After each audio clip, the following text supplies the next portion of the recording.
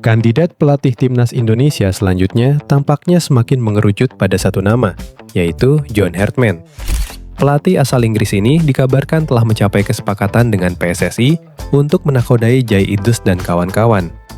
Kabarnya, nilai kontrak yang ditawarkan sangat fantastis, sehingga ia lebih memilih Indonesia daripada bergabung dengan Federasi Sepak Bola Honduras. Sama seperti peran Sintayong sebelumnya, sosok ini diproyeksikan untuk menangani timnas senior sekaligus timnas U23. Di video ini, kita akan membedah profil lengkap John Hartman, mulai dari deretan prestasinya, rekam jejak kepelatihannya, hingga filosofi bermain yang ia usung. Jadi, pastikan kamu menyimak video ini sampai selesai.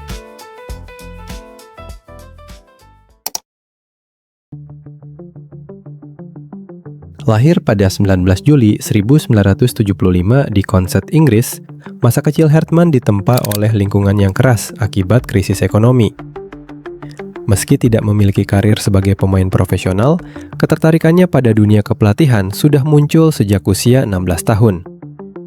Sebelum merambah level internasional, ia sempat menjadi dosen ilmu keolahragaan di Universitas Northumbria dan mengasah kemampuannya di Akademi Muda Sunderland.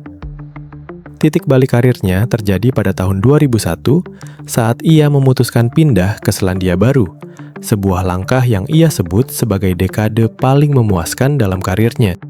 Mengawali peran sebagai manajer pendidikan pelatih dan direktur pengembangan sepak bola, ia merevolusi organisasi sepak bola nasional melalui penyusunan Hall of Football Plan, sebuah cetak biru atau rencana pengembangan komprehensif yang disusun oleh John Hartman saat menjabat sebagai direktur pengembangan sepak bola di Selandia Baru sekitar tahun 2003.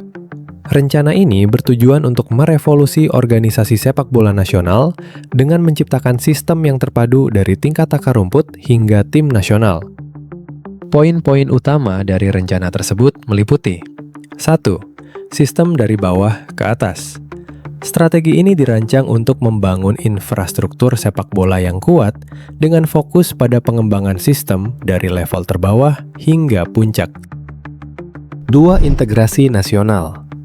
Rencana ini menyatukan berbagai elemen organisasi sepak bola di Selandia Baru agar memiliki satu visi dan pola pelatihan yang seragam. 3. Pengembangan jangka panjang. Fokus utamanya adalah menanamkan pola pikir pembelajaran seumur hidup di seluruh organisasi untuk memastikan keberlanjutan prestasi. Dan yang terakhir adalah transformasi budaya. Melalui rencana ini, Hartman berhasil membangun budaya dan sistem baru di negara yang sebelumnya tidak memiliki warisan prestasi sepak bola yang kuat.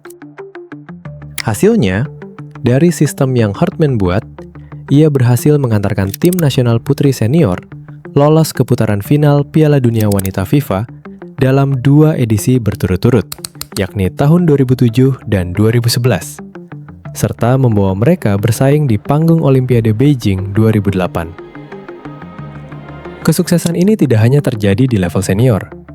Filosofi kepelatihannya juga terbukti ampuh di tingkat muda dengan keberhasilannya membawa tim nasional putri U20 menembus Piala Dunia pada tahun 2006 dan 2010. Kesuksesan Hartman di Selandia Baru berlanjut saat ia menakodai tim nasional putri Kanada pada 2011. Ia mentransformasi tim yang sempat terpuruk menjadi kekuatan elit dunia. Dibuktikan dengan raihan emas Pan Am Games 2011, serta 2 medali perunggu Olimpiade 2012 dan 2016. Selain menembus, karirnya mencapai puncak saat ia dipercaya membangkitkan tim nasional putra Kanada periode 2018 sampai 2023. Hartman mewujudkan misi mustahil dengan meloloskan Kanada ke Piala Dunia 2022 setelah penantian 36 tahun.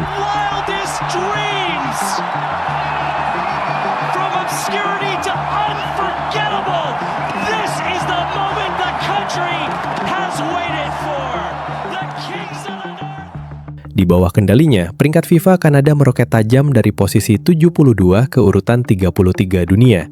Prestasi fenomenal ini sekaligus menjadikannya satu-satunya pelatih dalam sejarah yang berhasil membawa tim putra dan putri dari negara yang sama ke putaran final Piala Dunia. Perbedaan mencolok dalam perjalanan karir John Hartman adalah evolusi kematangan metodenya. Saat di Selandia Baru, ia lebih berperan sebagai sang arsitek sistem yang fokus membangun fondasi dan blueprint dasar sepak bola nasional. Namun, ketika menakodai Kanada, pendekatannya berkembang menjadi jauh lebih personal dan emosional melalui konsep brotherhood. Dalam fase ini, Hartman tidak lagi hanya bicara soal taktik di lapangan, tetapi membangun ikatan batin yang kuat dengan menganggap para pemain sebagai keluarga. Ia meyakini bahwa loyalitas dan kepercayaan adalah kunci utama untuk membangkitkan gairah tim yang sedang terpuruk. Ya, bisa dibilang saat menangani timnas Kanada, John Hartman sangat mirip dengan Sintayong dulu saat masih melatih timnas. Setelah mengulas biografi dan rekam jejak karirnya, sekarang kita akan masuk ke aspek yang lebih teknis. Bagaimana strategi dan filosofi permainan John Hartman di lapangan?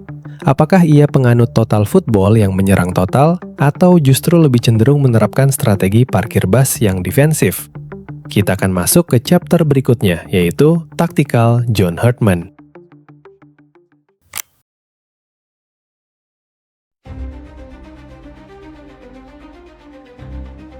Mungkin ini akan menjadi pertanyaan bagi banyak penggemar timnas Indonesia.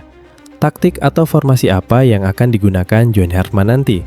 Apakah ia akan menggunakan 3-4-3 seperti STY atau 4-3-3 gaya Patrick Kluivert?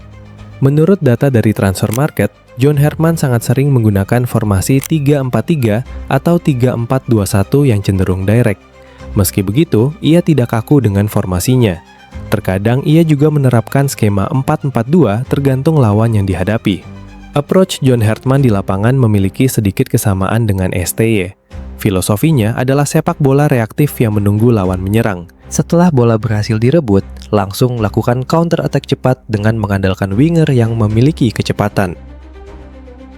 Walaupun pelatih yang didatangkan PSSI bukanlah nama besar yang sempat diisukan, seperti Giovanni van Bronckhorst, Timur Kapadje, atau Jesus Casas, bukan berarti John Hartman akan gagal.